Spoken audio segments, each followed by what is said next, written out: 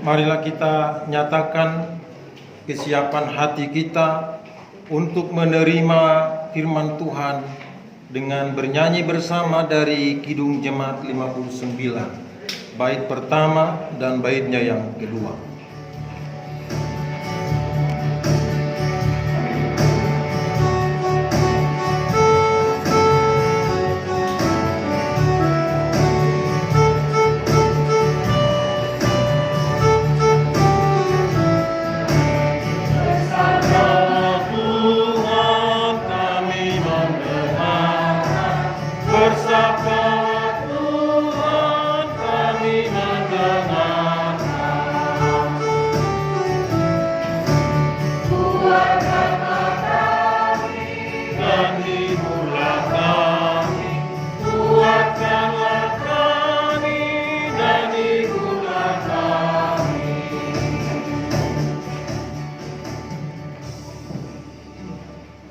Kita berdoa.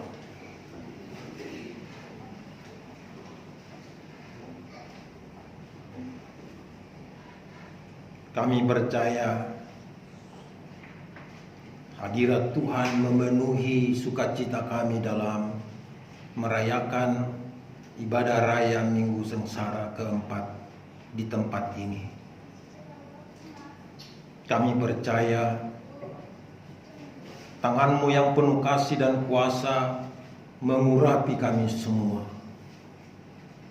sehingga setiap hati, pikiran, dan jiwa yang haus akan kebenaran sabda Tuhan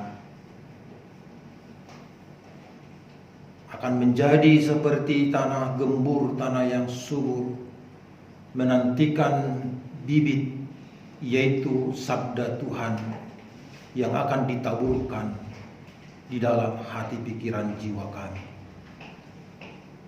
Maka dengan segala kerendahan hati kami, Tuhan menjamah dan mengurapi kami semua, sehingga firman-Mu hari ini menjadi jawaban terhadap seluruh pergumulan, terlebih-lebih seluruh kebutuhan iman percaya kami. Bersabdalah kepada kami ya Tuhan, karena kami telah sedia untuk mendengarnya. Dalam nama Yesus firman yang hidup, kami berdoa. Amin. Pembacaan firman Tuhan dalam Minggu Sengsara 4 terambil dari Kisah Para Rasul pasal 18. Pembacaannya pada ayat 24 dan berakhir pada ayatnya yang ke-28. Saudara-saudara, marilah kita bangkit berdiri menerima kebenaran firman Tuhan ini, dan semua kita dilibatkan untuk membacakannya secara bersama-sama. Kisah Para Rasul pasal ke-18, pembacaan ayat 24 sampai 28 dengan judul perikop Apolos di Efesus.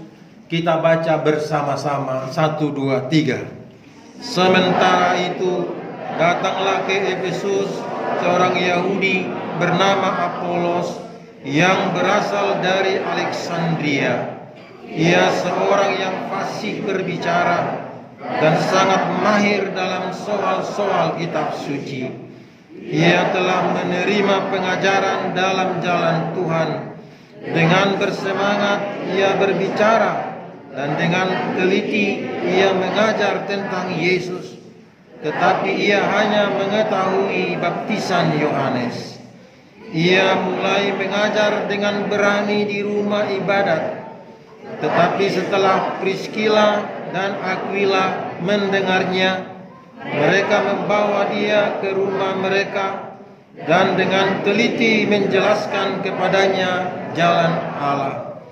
Karena Apolos ingin menyeberang ke Akhaya, saudara-saudara di Efesus mengirim surat kepada murid-murid di situ supaya mereka menyambut dia. Setibanya di Akhaya, maka ia oleh kasih karunia Allah menjadi seorang yang sangat berguna bagi orang-orang yang percaya. Sebab dengan tak jemu-jemunya ia membantah orang-orang Yahudi di muka umum dan membuktikan dari kitab suci bahwa Yesus adalah Mesias. Demikianlah firman Tuhan. Terpujilah Tuhan Yesus Kristus. Berbahagialah setiap orang yang mendengar firman Tuhan dan melakukannya, sebab dengan demikian perjalanan hidupnya akan berhasil dan dia akan beruntung. Kita nyanyikan bersama Hosiana. Hosiana.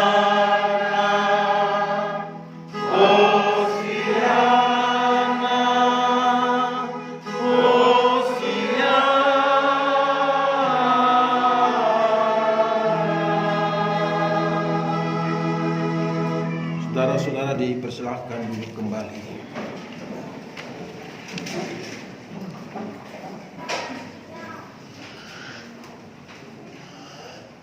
Saya mengajak kita untuk memberi perhatian kepada ayat yang kita baca bersama-sama tadi, yaitu pada ayat 27 bagian C. Saya bacakan untuk kita semua. Menjadi seorang yang sangat berguna bagi orang-orang yang percaya.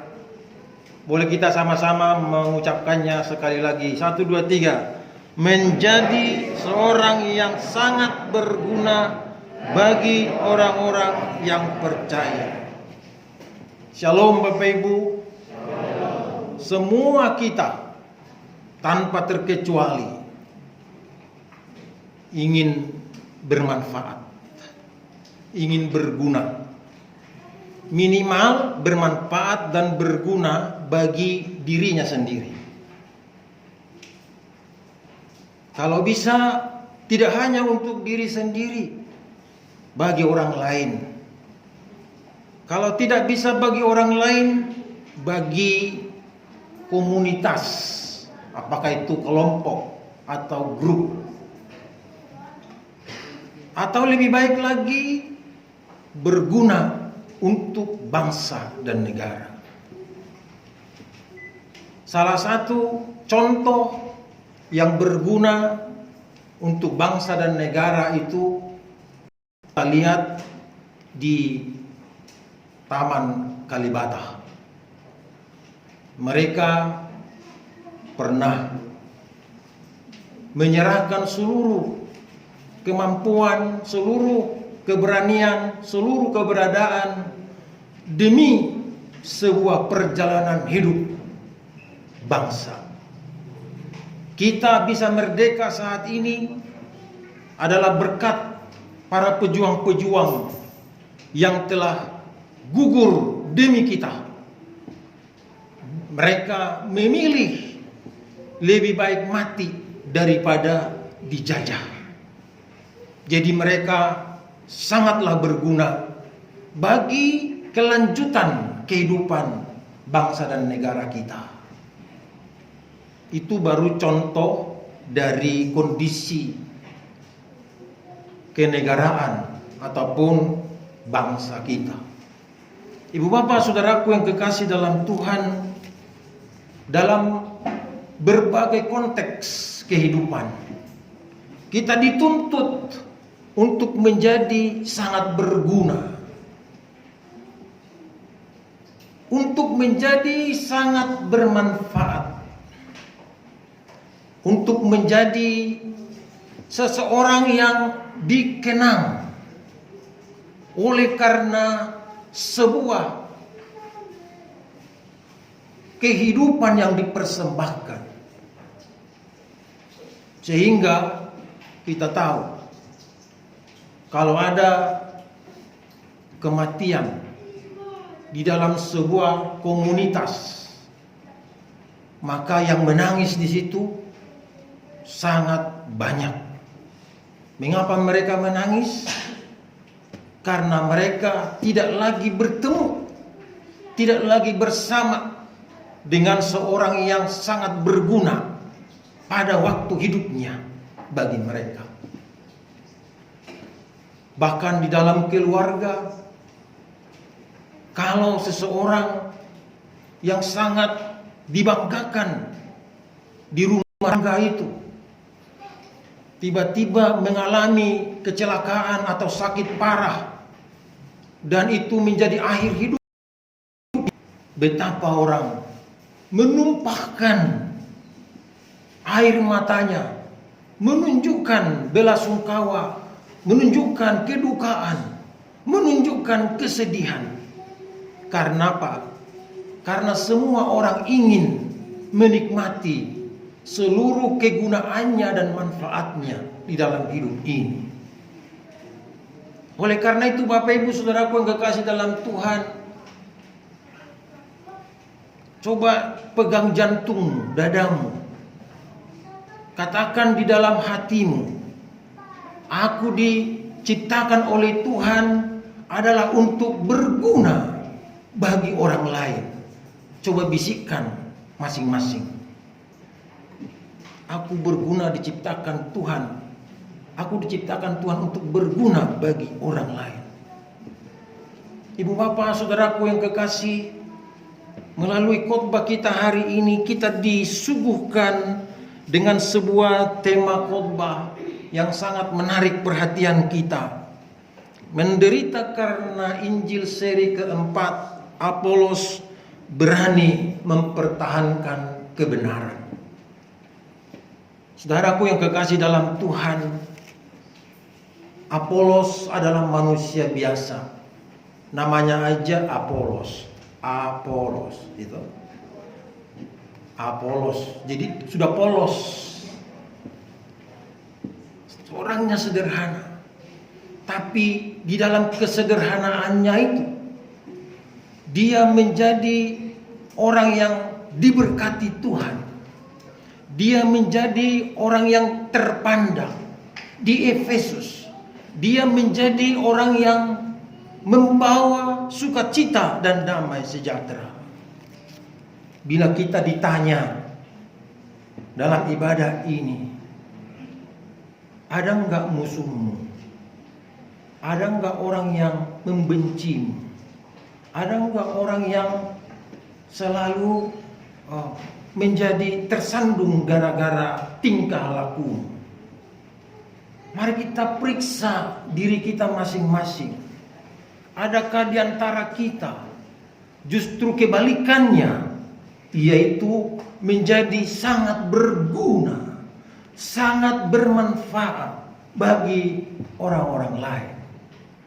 Bapak Ibu Saudaraku yang kekasih dalam Tuhan, ada seorang pelajar SMA. Dia pada waktu pulang sekolah sudah lapar, namanya pulang sekolah. Tapi di perjalanan, karena dia jalan kaki tidak seperti anak-anak yang lain naik motor, dia melihat satu dompet di pinggir jalan. Di dalam dompet itu ada jutaan uang, ada KTP, terus ada kartu pribadi yang lain. Dia berpikir, kalau uang ini saya gunakan untuk membeli makanan, maka saya doang yang kenyang. Lalu bagaimana yang kehilangan dompet ini? Seperti apa frustrasinya dia memikirkan hidupnya dan memikirkan isi dompetnya. Lalu karena siswa ini seorang terpelajar, sebagai pelajar yang terpelajar, maka dia pergi ke polsek. ke kantor polisi sektor. Sudah lapar, ada uang ditemukan di dompet, rasanya pingin hati untuk membelanjakannya, tapi itu diurungkannya. Dia pergi ke kantor polisi sektor dan menghadap polisi yang bertugas. Dia bilang, "Pak polisi, saya siswa SMA di sana. Pada waktu jalan menemukan dompet ini dan semua isinya masih ada di sini. Saya serahkan ke Bapak supaya nanti kalau ada yang mencari, khususnya pemilik dompet ini, dia menemukan kembali dan berbahagia hidupnya." Si polisi bilang begini,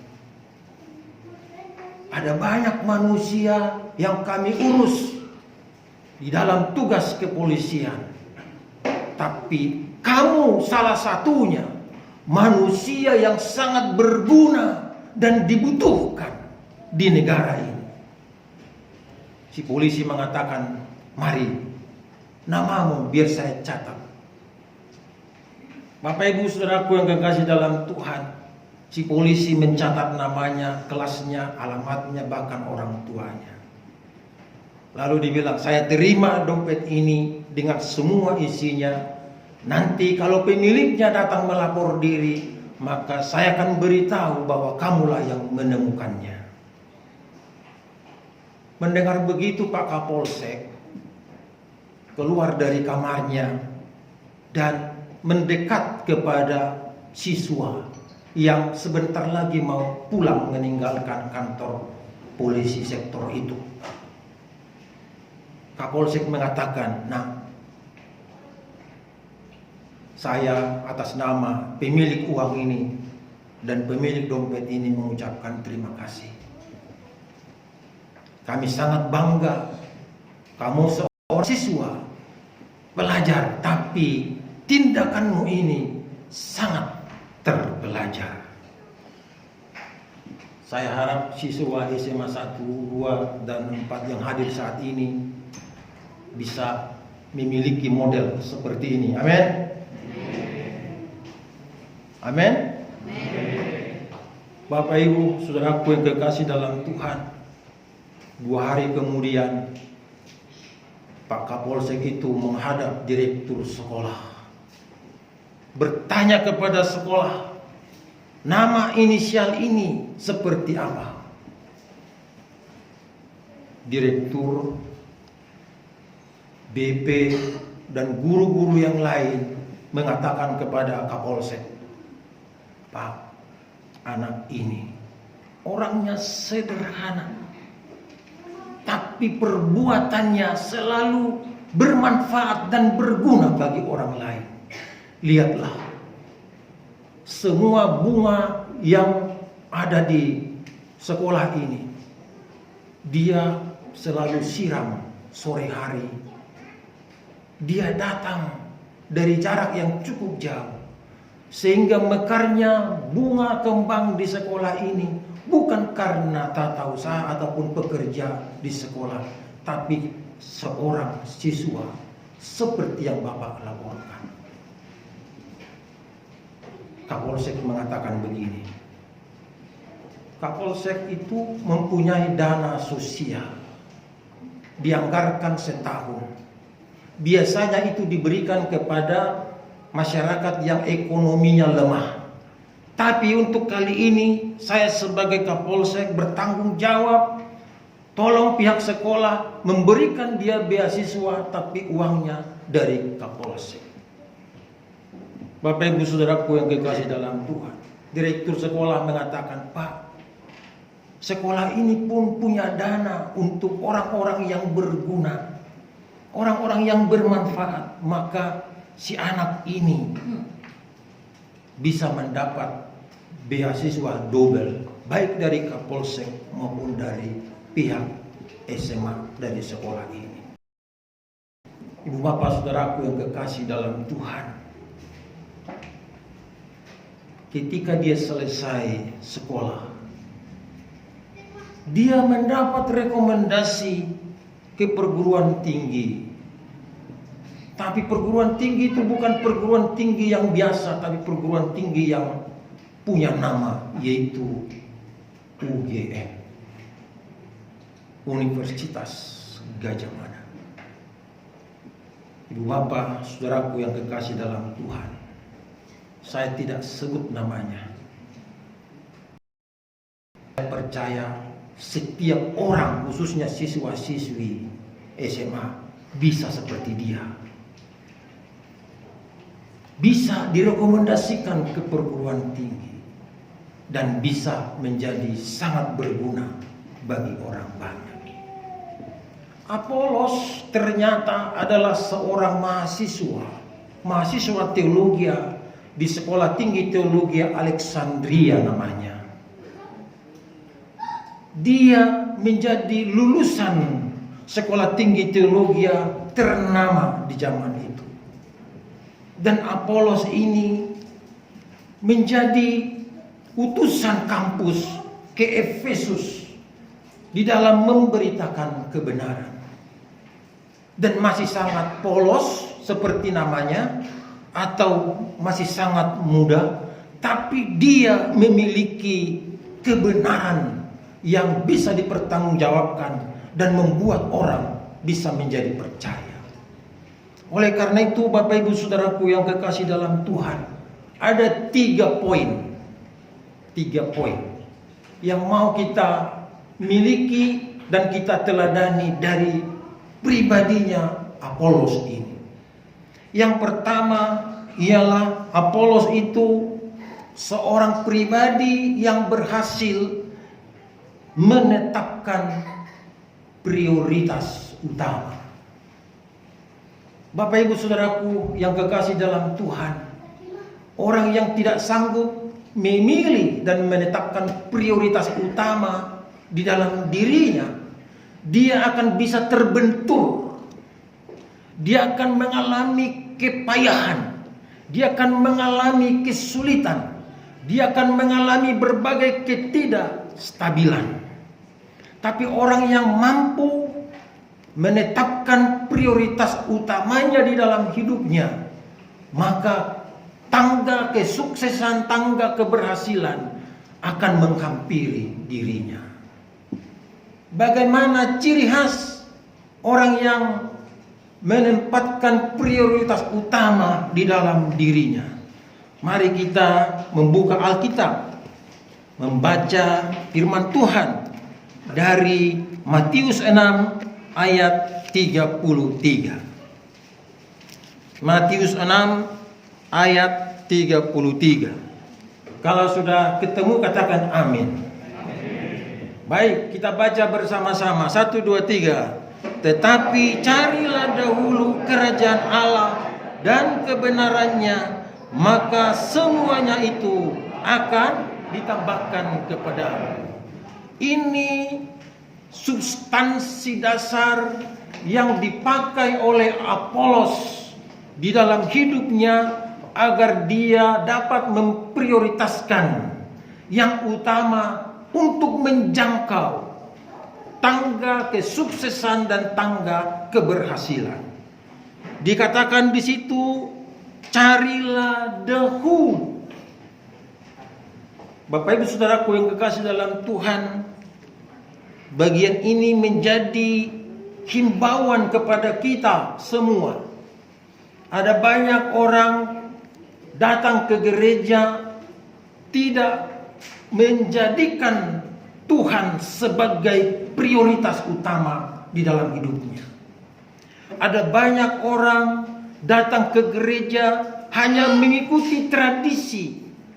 Tetangga kita bilang apa, orang Kristen gak ke gereja, udah deh kita ke gereja aja. Jadi namanya orang Kristen ikut. Mari kita mengatakan, saya bukan orang Kristen ikut-ikutan. 1, 2, 3. Perlihatkan dirimu dan teladani cerminan hidup dari Apolos.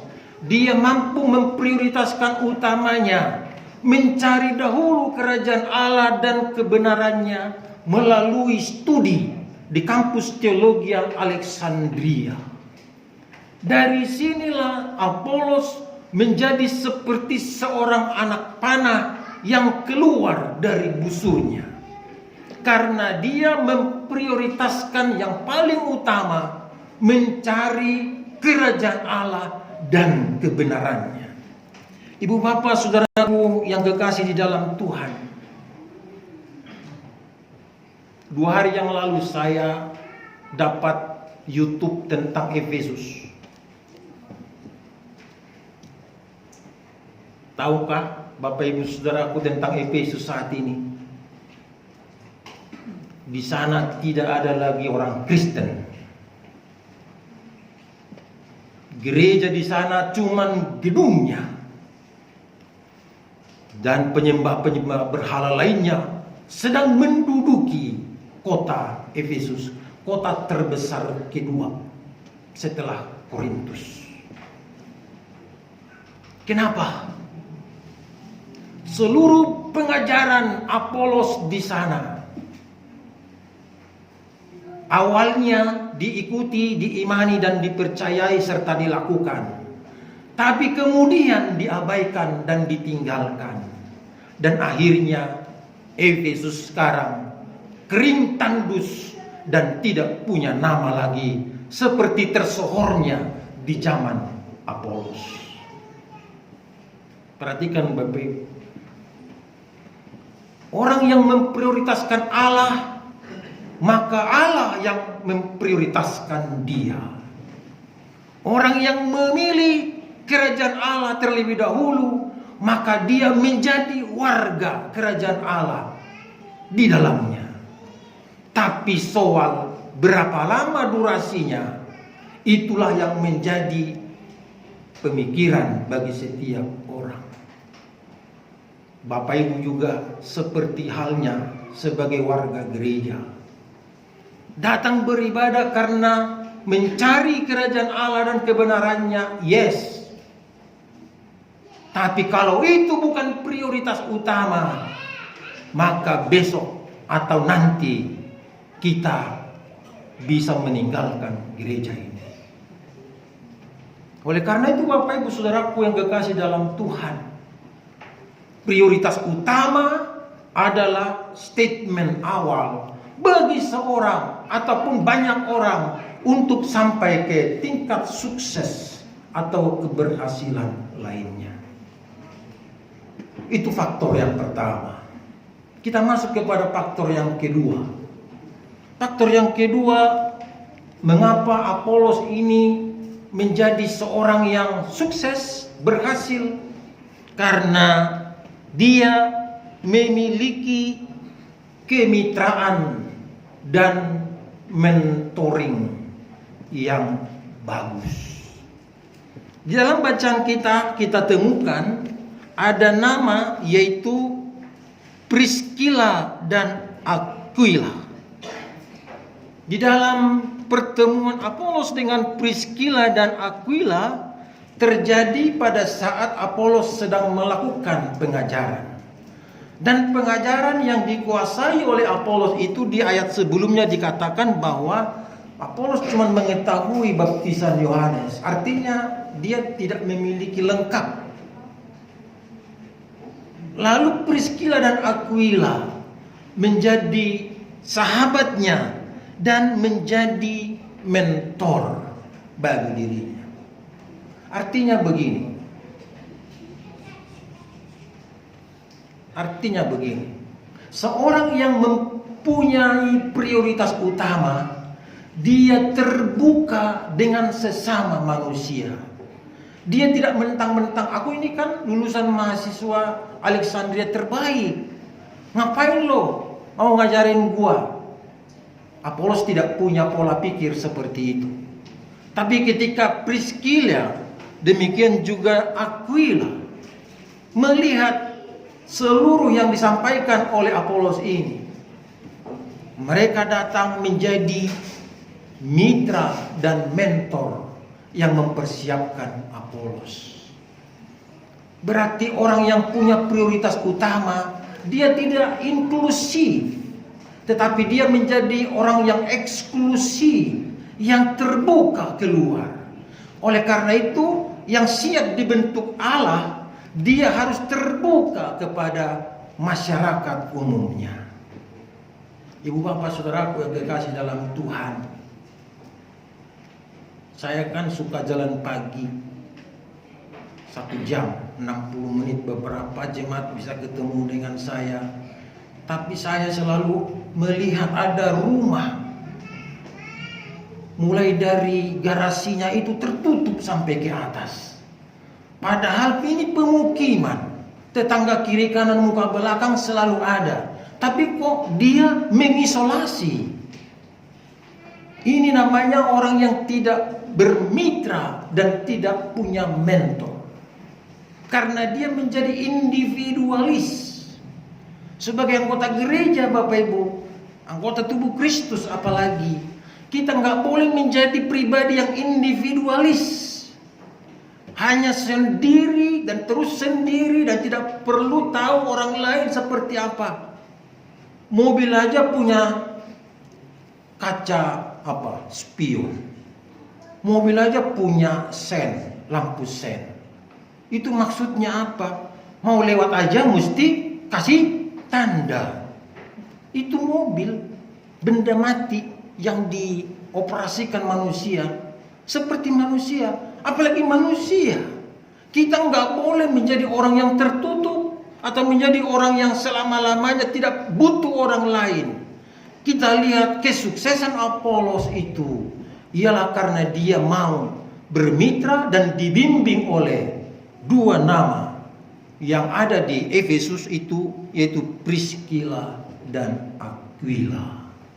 Ibu bapak saudaraku yang kekasih dalam Tuhan, kita ini bukan seperti tinggal di hutan atau menjadi seperti Tarzan. Tidak. Kita hidup di dalam sebuah komunitas beraneka ragam secara majemuk. Salah satu kekayaan kita ialah kita bisa bergaul dengan di luar dari suku kita sendiri. Kita bisa menggunakan bahasa orang lain karena kita bisa bermitra dengan mereka, bersama dengan mereka. Oleh karena itu Bapak Ibu Saudaraku yang kekasih dalam Tuhan, bila kita tinggal di pemukiman tetapi kita tidak sowan, tidak akrab kepada kiri dan kanan kita, nanti kalau ada terjadi sesuatu di dalam diri kita, maka tidak ada orang lain yang akan menolong dan membantu kita. Pernah kejadian di Jakarta Selatan,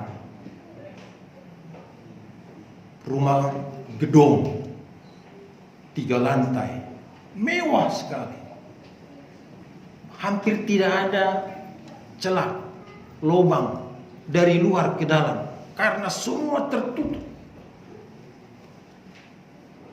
Pada suatu ketika pemilik rumah itu meninggal dunia, anak-anaknya di luar negeri, tapi mohon maaf, jenazahnya sampai belatung di kamar itu karena tidak ada yang bisa masuk ke dalamnya dan tidak ada orang yang mau memberikan pertolongan kepadanya.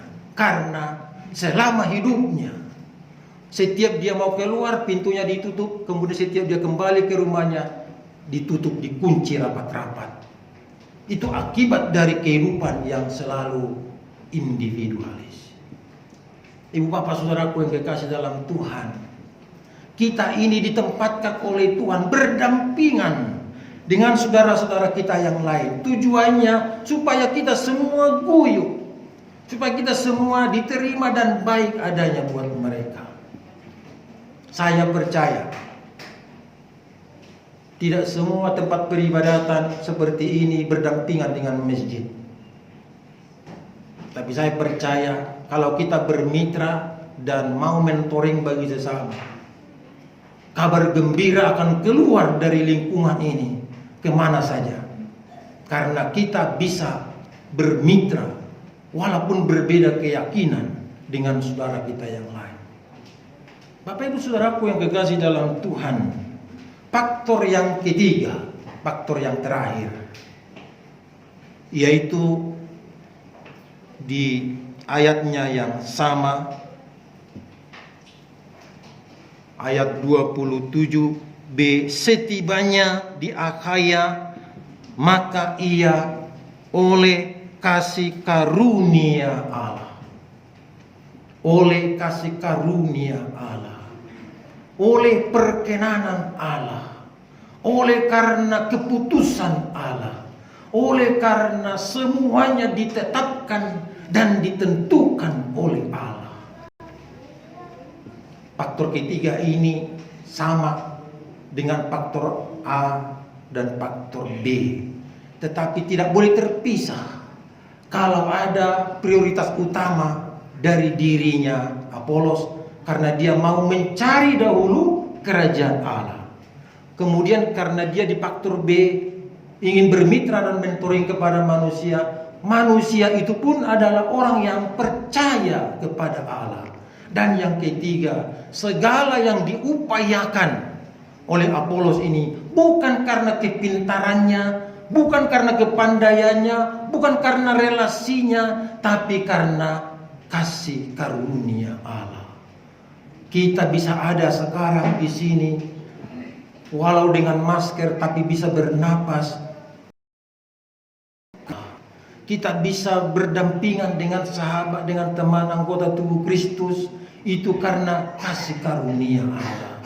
Kalau kita sudah tiada lagi, maka tidak ada lagi kasih karunia Allah kepada kita. Tetapi selama kita hidup, bila kita memprioritaskan mencari kerajaan Allah, kemudian kita selalu bermitra dan mentoring dengan sesama manusia, maka kasih karunia Allah menyempurnakan sukacita Bapak Ibu, saudara-saudara. Tuhan memberkati firman-Nya. Amin.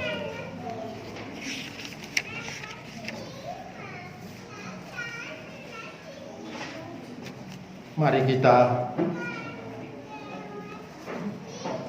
respon firman Tuhan dengan bernyanyi Kidung Kesan 401 bait pertama.